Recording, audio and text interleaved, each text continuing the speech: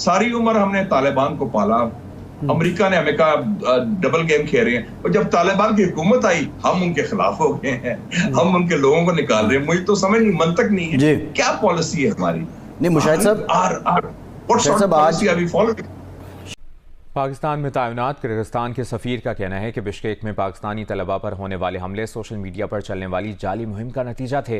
कुछ शरपसंद अनासर ने सिर्फ पाकिस्तानी तलबा ही को निशाना बनाया, जिन्हें उसमें इस फायरिंग की आड़ में और अफगानिस्तान की साइड पर मौसर इक़दामात या तो ना होना या अफगान तालिबान की तरफ से जो फैसिलिटेशन दी जाती है दहशत गर्दों को, उसकी वजह से दहशत गर्द ये जो सरहद है वो आम तौर पर उस तरफ से पाकिस्तान की तरफ दाखिल होते हैं। नमस्कार दोस्तों, पाकिस्तान इस वक्त तालिबान के शिकंजा में पूरी तरीक़ा से कस चुका है, क्योंकि तालिबान को जिस तरह से पाकिस्तान ने लाने के लिए पूरा जोर लगा दिया था, अब तालिबान पाकिस्तान के लिए सिर दर्द बन गया है, क्योंकि तालिबान पाकिस्तान से किसी भी कीमत पर झुकने को तैयार नहीं, और पाकिस्तान पूरी कोशिश कर रहा है कि तालिबान को किसी भी तरीक़ा से दबाव में लाया जाए, लेकिन तालिबान पाकिस्तान से हार मानने को तैयार नहीं है, बल्कि पाकिस्तान को लगातार तालिबान शंघाई ताउन तंजीम के जो इजलास था उसमें वज़ीर ख़ारजा इसहाक़ डार साहब ने ये कहा है कि जो अफ़गानिस्तान की सरज़मीन दीगर ममालिक के लिए दहशत गर्दी के लिए इस्तेमाल हो रही है,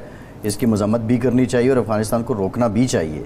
अब ये एक मामला तो संजीदा है, अफ़गानिस्तान से पाकिस्तान के ख़िलाफ़ वो इस्तेमाल तो होते हैं, बहुत से उसके शवाहिद भी हैं, तो इसका अब तदारुक क्या हो सकता है, इसका हल क्या किया जाए? नहीं, हमारी पॉलिसी क्या है, देखें जी, वही लोग जो अफगानिस्तान से दहशत गर्दी कर रहे हैं पाकिस्तान के खिलाफ, टीटीपी, हमारे जर्नल, हमारे कोर कमांडर, हमारे DGISI उनके से जाके मुज़ाकरात करते रहे। हमने खोस्त में मुज़ाकरात किए, हमने काबुल में जाके मुज़ाकरात किए, उनसे मुआहदे की तरफ जा रहे थे हम लोग। तो हम अपनी स्ट्रेटेजिक क्लैरिटी रखें। We should have a clear counter terrorism strategy, we should have a clear strategy on relation with China, और अफगानिस्तान के साथ रास्ता एक ही है, डायलॉग का।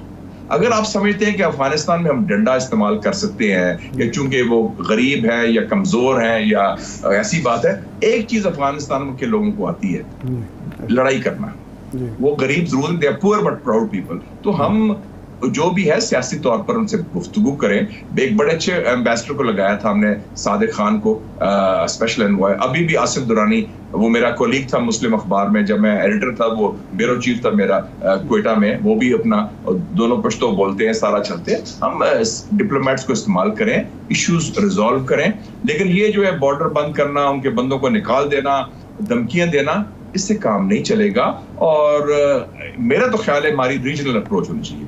हम चीन को लाएं, अब चीन को शामिल करें, चीन को कहें कि आप तालिबान से बात करें, ये हमारे इश्यूज हैं, क्योंकि दहशतगर्दी का इशू सिर्फ पाकिस्तान का नहीं है, चीन के लिए भी इंपॉर्टेंट है, रूस के लिए भी इंपॉर्टेंट है, ताजिकिस्तान, तुर्कमेनिस्तान, उज्बेकिस्तान और ईरान के लिए भी इंपॉर्टेंट है। जैश-उल-अदल के अड्डे हैं फराह सूबा में, अफगानिस्तान में, उसके हवाले से भी बात की जाए। तो हम ये रीजनल अप्रोच करें बायलैटरल के बजाय, और हम धीमी आवाज में मजबूत मौक़िफ़ इख्तियार करें। हम मौक़िफ़ कमजोर होता है लेकिन आवाज हमारी बहुत ऊंची होती है, तो हम और कंसिस्टेंट रखें। ये नहीं कि यू टर्न रहते हैं, कभी बात कर रहे हैं, कभी लड़ रहे हैं। हम फैसला करें कि हमने करना क्या है और किस तरीके से चलना है। मुशाहिद साहब, एक आपने से बात जी मुशाहिद साहब, आपने सियासी इस्तेहकाम की बात की। सऊदी अरब और ईरान, चीन हमसे कह रहे हैं कि सियासी इस्तेहकाम लाएं। पहली तो बात तो ये है कि हमें तो ये तासुर मौजूदा रजीम की तरफ से दिया जाता है कि जनाब चीन और सऊदी अरब तो सबसे ज़्यादा सबका हुकूमत के हवाले से बेचैन थे कि जी वो उसने ताल्लुकात ख़राब कर दिए, और अब मौजूदा हुकूमत के ताल्लुकात बहुत अच्छे हैं दोनों से। दूसरा, सियासी इस्तेहकाम के लिए दोनों फरीक़ों में मुज़ाकरात ज़रूरी हैं, मुफाहमत ज़रूरी है। उसके लिए PTI तैयार ही नहीं है। वो कहते हैं ना हम मुस्लिम लीग से बात करेंगे, ना पीपल्स पार्टी से बात करेंगे, ना MQM से। तो फिर सियासी इस्तेहकाम लाना सिर्फ हुकूमत की ज़िम्मेदारी तो नहीं है।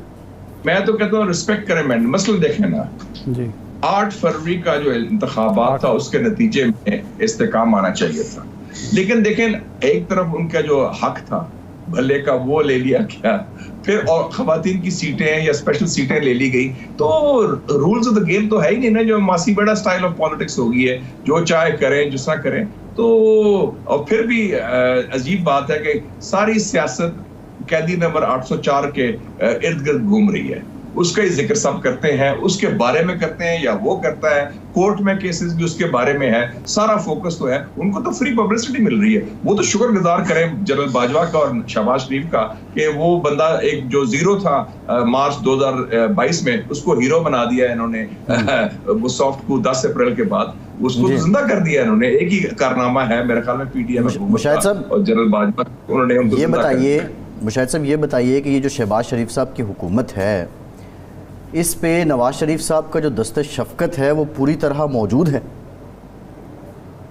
ये मैं नहीं कह सकता, मेरी अभी मैं बहुत दूर हूँ रायवेंड से, मैं बैठा हूँ इस्लामाबाद में, और मियाँ साहब जो है वो अपने गुस्से में है, वो पंजाबी के अंदर रुस्से हुए हैं कि वो बस वो 2014 की बातें करते हैं, 2017 की बातें करते हैं, वो फलाने जज ने ये किया, फलाने जर्नैल ने किया। वो फारसी की बड़ी अच्छी मिसाल है कि लड़ाई के बाद अगर आपको मुक्का याद आए तो वो फिर आप या तो लड़ाई के दौरान मुक्के को इस्तेमाल करें तो वो अपने आप को मारने वाली बात है। तो हम इस वक्त जो 2024 में सबसे बड़ा बुरान पाकिस्तान का है सियासी, कि सियासी चक्कलिश का खात्मा हो, कुछ इश्यूज सेटल डाउन हो, ताकि बाहर से जो इन्वेस्टमेंट के लिए तैयार हैं, चीन भी, सऊदी अरेबिया, सब लोग पैसा भेजने को तैयार है। पैसा is not an issue.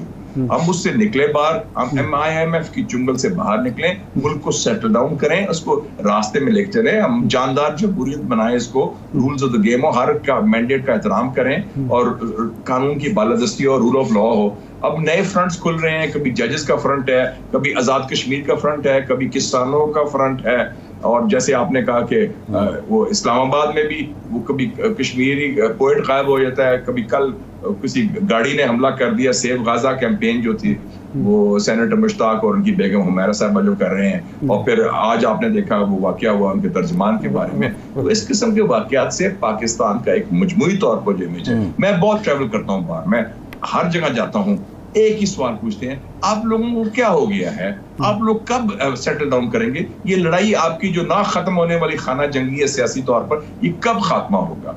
Pakistan की तरफ लोग देख रहे हैं और हम उनको भी डाउन द पीपल। और सबसे बड़ी बात है जो पाकिस्तान के 25 करोड़ अवाम है, दे डिजर्व बेटर। 7 सालों में 7 वज़ीर आज़म पाकिस्तान में आए हैं, 2017 से लेके 2024 तक। मियां साहब से ज्यादती हुई, उनको अच्छी बड़ी चलती गवर्नमेंट को टॉपल किया गया सॉफ्ट कू के जरिए। इमरान खान को उसी तरीके से टॉपल किया गया। इमरान खान उनके निकालने में शामिल थे और हमारे लोग इमरान खान को निकालने में शामिल थे, तो अब बराबर होगी ना बात। अब मुशाहिद साहब, अफगानिस्तान का आपने जिक्र किया, ये इस वक्त चीन उन ममालिक में शामिल है, 4 ममालिक में जो सबसे ज़्यादा इन्वेस्टमेंट अफ़गानिस्तान में कर रहे हैं। रूस भी है, तुर्की भी है, ईरान भी है, और हम इस वक्त एक टग ऑफ वार में हैं, या समझना चाहिए कि कुछ ना कुछ मामलात ख़राब हैं अफ़गानिस्तान के साथ। तो ये चीज़ भी चीन को हर्ट कर रही होगी, या चीन के साथ हमारे ताल्लुकात में रुकावट बन सकती है? 60 साल हो गए हैं हमारे स्ट्रेटेजिक ताल्लुकात चीन के साथ जी। उन 60 सालों में जितने स्ट्रेटेजिक इश्यूज आए, जितने बड़े सियासी इश्यूज आए, जितने इलाकाई इश्यूज आए, जितने बैन-अल-अक़वामी इश्यूज आए, हमारे दोनों हम सेम पेज में थे, कभी इख्तलाफ राय नहीं हुआ। पहली दफा 50-60 साल की तारीख में अफगानिस्तान के ऊपर चीन और पाकिस्तान मौक़िफ़ में वाज़ेह फ़र्क है। चीन ने अफगान तालिबान हुकूमत को डी फैक्टो तस्लीम कर लिया है। उनके सफ़ीर ने बाकायदा, जब पाकिस्तान के सफ़ीर पेश कर रहे थे अपने क्रेडेंशियल्स बीजिंग शी जिनपिंग को, उसी सफ में खड़े थे पिछले शलवार कमीज और पेशावरी चप्पल पहन के और पग के साथ अफगान तालिबान के सफीर। चाइना ने $500 मिलियन की इन्वेस्टमेंट भी की है, चाइना उनको तस्लीम कर रहा है। अभी मैं मॉस्को से होके आ रहा हूँ, रूस भी उनको तस्लीम करने वाला है, ईरान उनसे सबसे ज्यादा तजारत कर रहा है, तुर्की उनको तस्लीम करने वाला है, हम दूसरी डगर पर चले हैं। तो दोस्तों, जिस तालिबान को लाने के लिए पाकिस्तान आर्मी दिन और रात मेहनत कर रही थी, वही तालिबान आज पाकिस्तान को जम करके कूट रहा है और पाकिस्तानी इस वक्त बुरी तरीक़ा से छटपटा रहे हैं। तालिबान ने जिस तरह से पाकिस्तान आर्मी पर लगातार हमले किए हैं, उससे पाकिस्तानी काफ़ी ज़्यादा तंग आ चुके हैं और लगातार यही बात कह रहे हैं कि पाकिस्तान तालिबान के आगे झुकना चाहिए और पाकिस्तान को तालिबान के साथ दोस्ती करनी चाहिए, जिससे पाकिस्तान के हालात बेहतर हो सके, क्योंकि तालिबान किसी भी कीमत पर पाकिस्तान से पीछे नहीं हटेगा और वो आने वाले दिनों में पाकिस्तान से जंग करते ही रहेगा। तालिबान